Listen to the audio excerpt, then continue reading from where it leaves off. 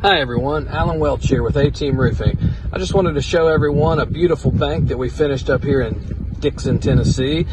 We were able to spot a little storm damage on the back of the building, so I've been working with another project manager, Talbott, on the job, and we were able to work with some of the decision makers at the bank, and they were very interested in a free inspection. So we jumped up there and checked it out, and upon further inspection, the damage was actually a little bit more than it looked like from the ground.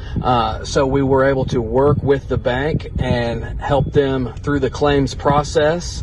And then when the insurance came out and checked it out, and then we were able to agree on full replacement of the entire roof.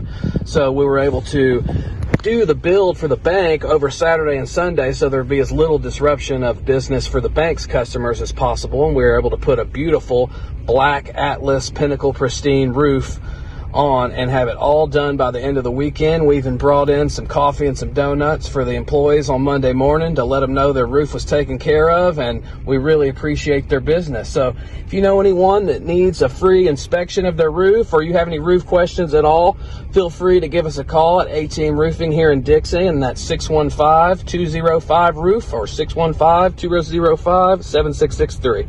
Thank you.